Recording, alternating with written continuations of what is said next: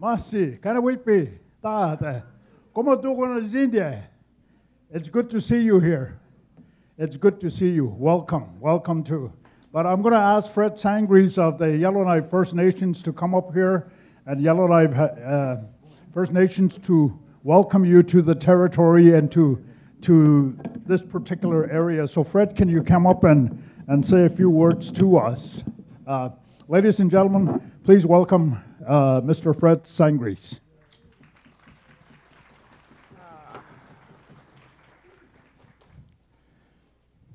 I didn't think it was going to be warm today. Usually it's cold in Deda. Welcome, everybody. Welcome here to our community. This is the Yellowknife Dene First Nation community here. Only our members and our tribe people live in this area here. All this beautiful place here. It's actually called Teta. A lot of people use the D, Teta, but it's called Teta with a T. What it means is that a long time ago, there was a lot of people living in this area, log houses. One log house just remains just on here. We saved it. But there were numerous log buildings here, and my people are Caribou people. They go from here with the birch bark canoes up 150 miles north of here to go caribou hunting. And they needed about hundreds of caribou for tents, clothes, everything, food. And so this is where they began from, and everyone left one summer, except for one young person who stayed behind and decided to cook his meal and then leave. But he didn't shut the fire off when he left. So most of the buildings and the trees here are gone.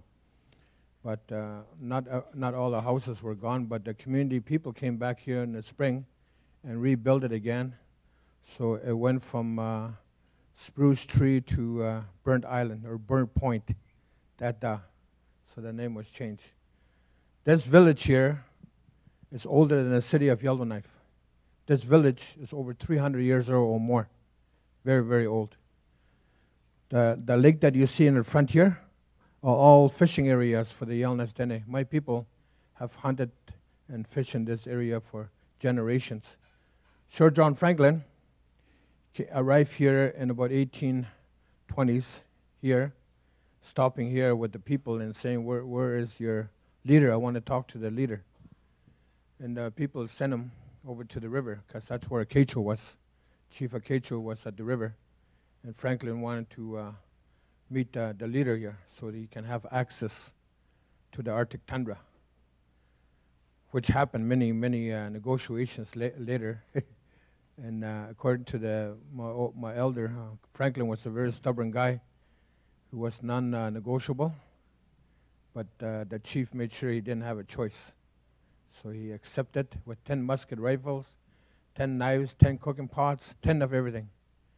And Chief Acacho got it, including the medallion of Queen Victoria that Franklin carried. He gave it to Acacho when Acacho chief brought him 150 miles into the tundra at the place called Winter Lake. And that's where Franklin and his men went and built a fort there. And that's where Franklin gives Acacho, the chief, the medallion that he carried around with Queen Victoria on it.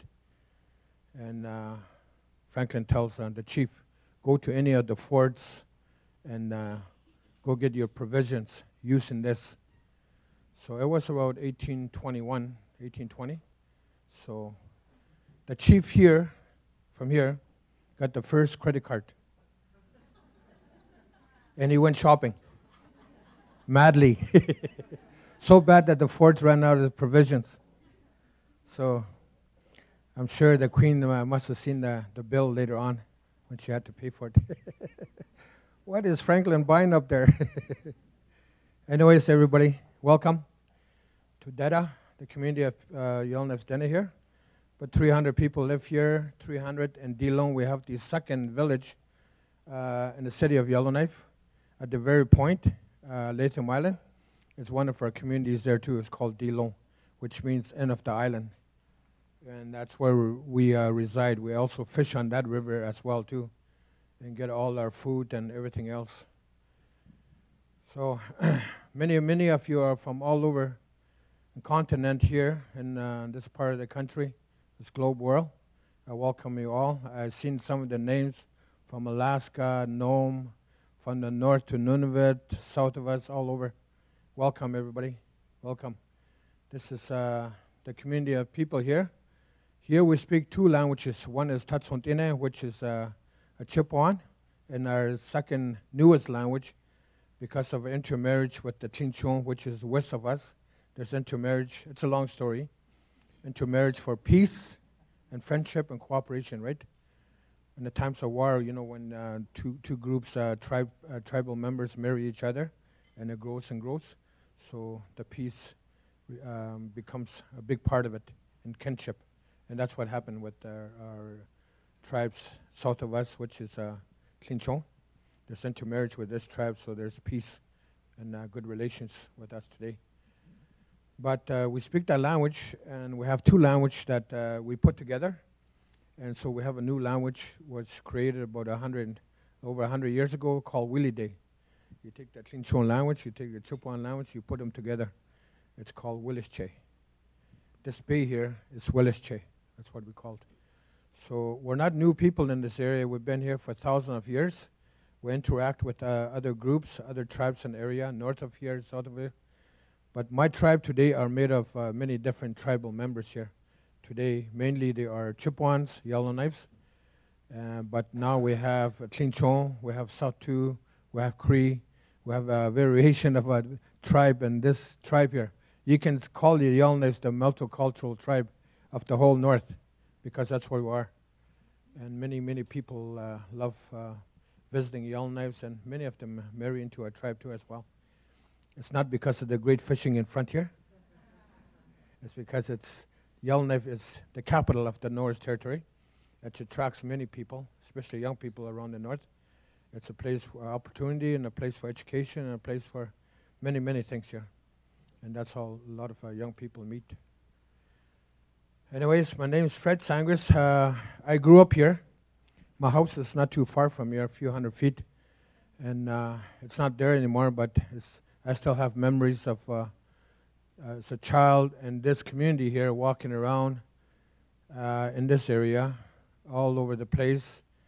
And I was maybe one of the first young child to make a slingshot. Y'all know what a slingshot is. We all learn as teenagers. And I can tell you that I held this part of the territory for a very long time because lots of birds here. My neighbor on this side over here stood on the hill, is watching me. Of course, that's his bird territory. And one day, my mom says, you have to eat all the birds you got. And I did.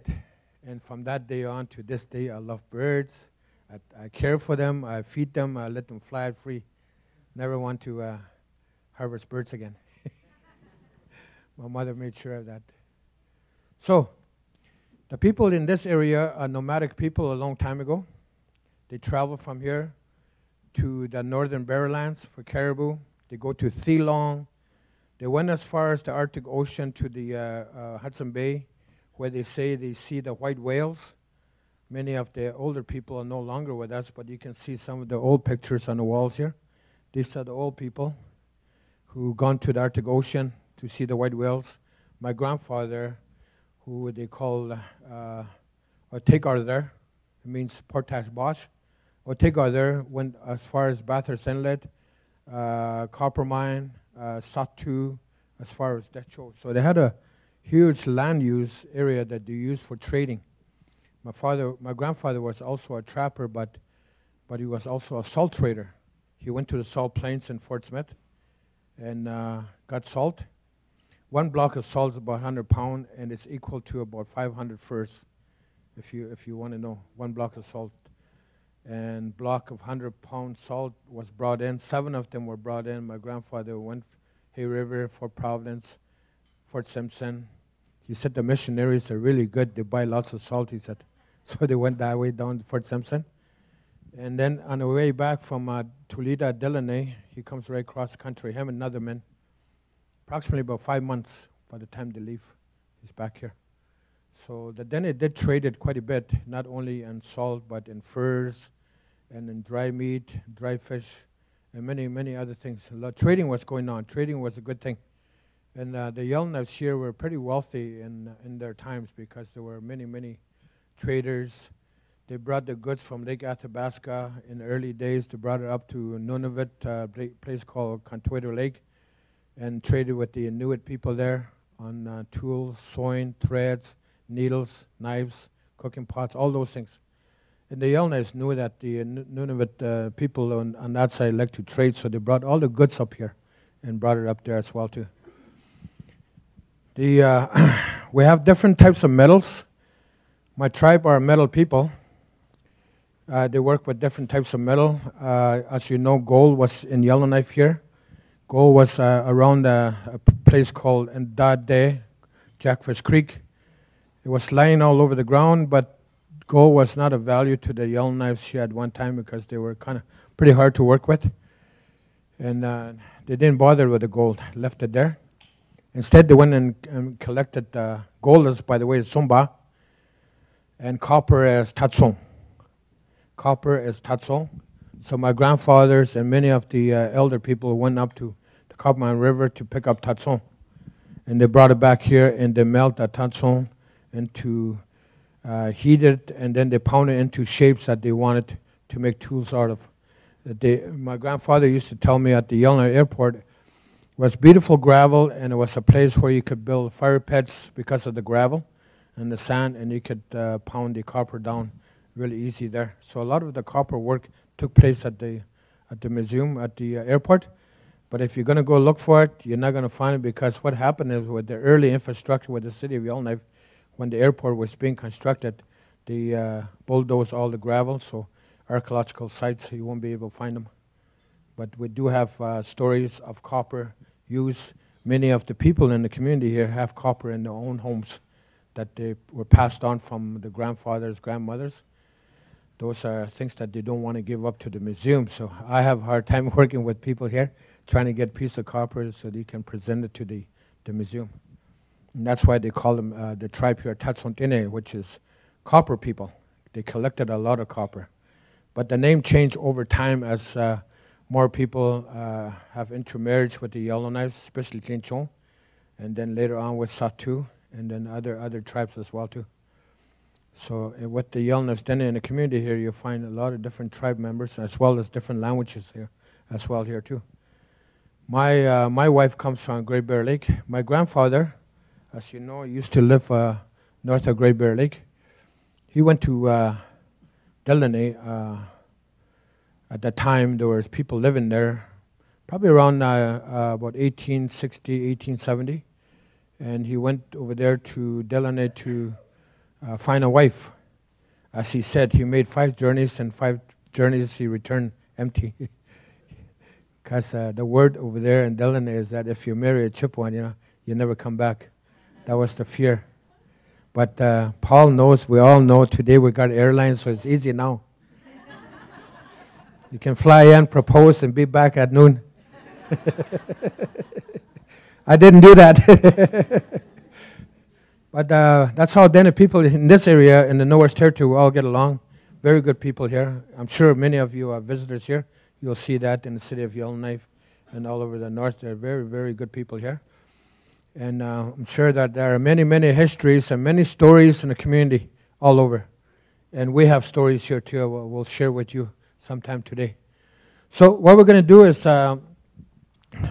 Paul, who is one of our drummers over there, they have the fire outside going, where usually when we start a big event, in our traditions is that we feed the fire so that all good things can happen, and we're guided by good spirits. And we have the fire going outside. We're going to feed the fire because we have a lot of people working with us, and we'll try to make the atmosphere really, really good, and to have good spirits and work with us today. So we're going to do feeding the fire, which is our culture, our custom, and many of you are probably the same. And we're going to do this ceremony outside. You don't have to participate. You could watch if you want. We have tobacco. What we do is we pay honor to our village here. We pay honor to our ancestors are buried on this land, as well as giving goodwill to all of us here to work with each other here. So it's going to be I believe it's going to be pretty exciting today with a lot of things happening. Storytelling, many different events are happening here today, which I'm very happy to see. and most of all, a lot of good food. Patrick, I could have invited all my in-laws, all 300 of them, but I'll call them on the third day. See what we got left. Anyways, welcome to Deda. Welcome to the community of Yalnas Dene. Welcome to our village, and I hope you enjoy yourself next few days. And don't be shy. Talk to people. People are pretty friendly here. What we do here is we're hunters and trappers in this community. We hunt, we go fishing, and pretty soon our trappers are going to go out and get beaver and muskrats that time of month here, pretty soon. But it's really, really hard to get muskrat because the hunters keep them to themselves. So we've got to watch who's going out and who's coming in. So anyways, welcome, everybody. Welcome. Thank you.